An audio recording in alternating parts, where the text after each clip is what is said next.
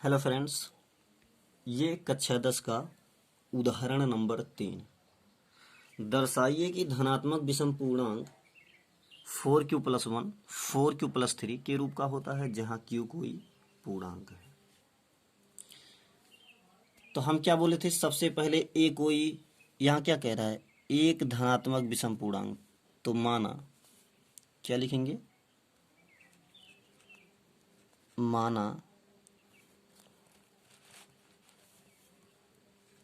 ए कोई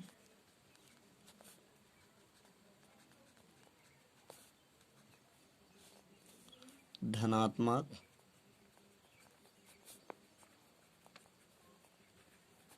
विषम पूर्णांक है। ठीक, अब हम उसके बाद आपको बताए थे हम यहाँ से b निकालेंगे। तो b इक्वल टू कितना होगा, 4। ठीक है, b इक्वल टू कितना, 4। उसके बाद हम बताए थे कि हम लिखेंगे विभाजन एल्गोरिथ्म के प्रयोग से, विभाजन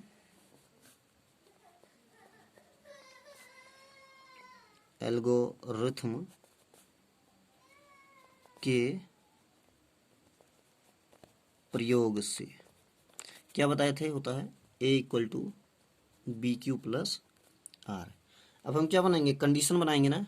यहाँ लिखेंगे R, यहाँ लिखेंगे बड़ा छोटा, और यहाँ लिखेंगे, यहाँ क्या रहेगा, यहाँ b रहता है तो यहाँ 4 हो जाएगा और यहाँ हो जाएगा 0। इसका मतलब कितना होगा, हम बताए थे।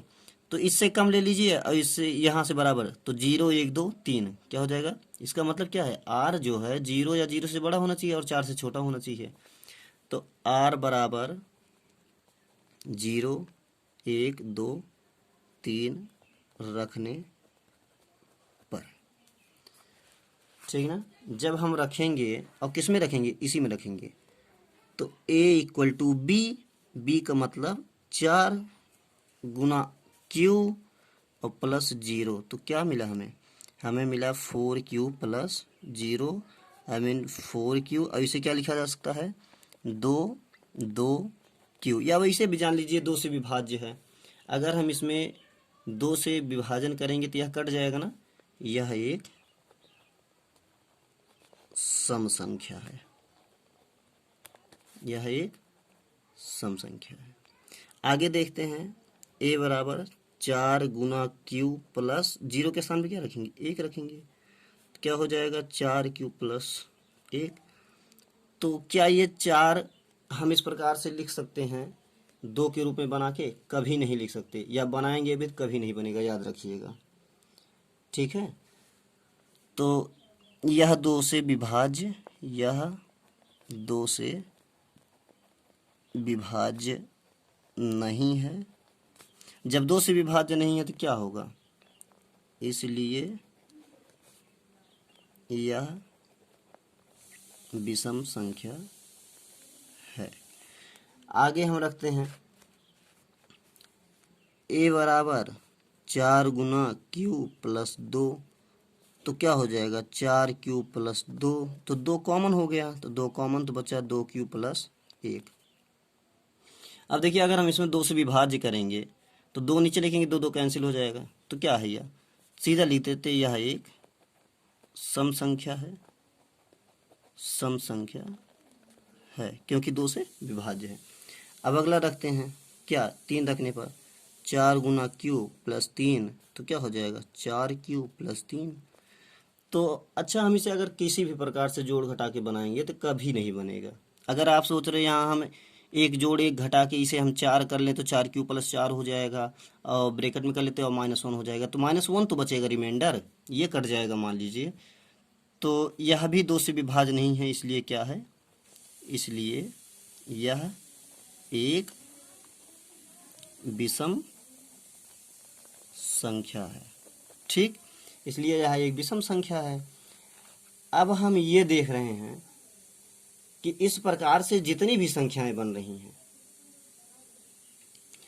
ये a जो है यह सम और विषम ही बन रहा है।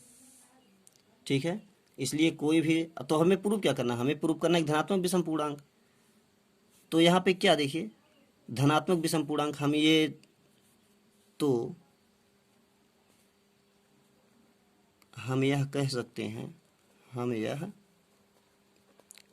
सकते हैं कि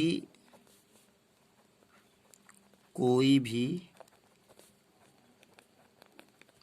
विषम पूर्णांक 4q + 1 4q + 3 के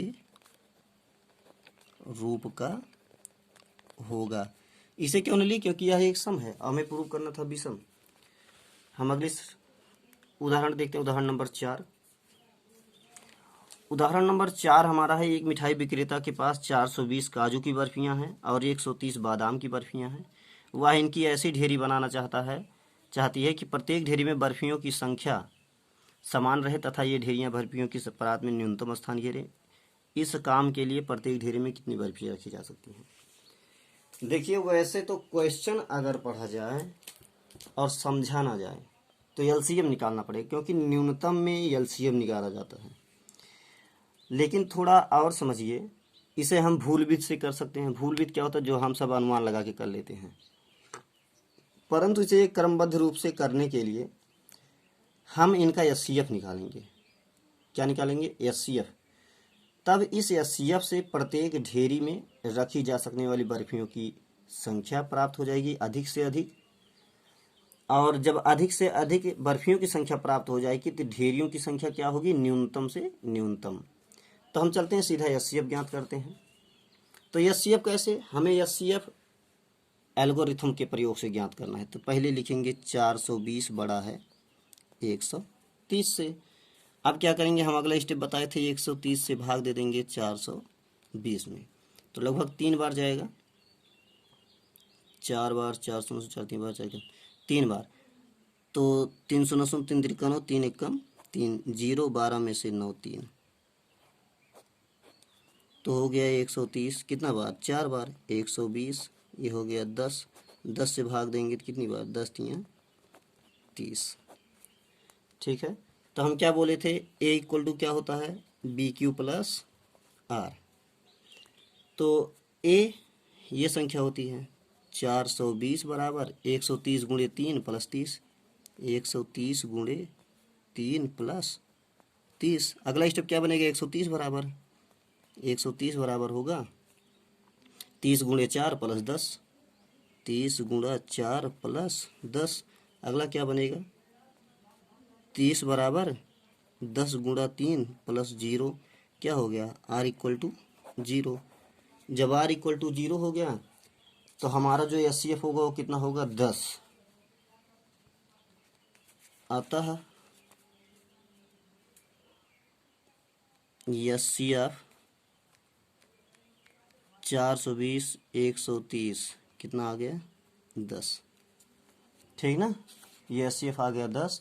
इसलिए प्रत्येक प्रकार की बर्फियों के लिए मिठाई विक्रेता के पास 10-10 की ढेरी बनानी होगी।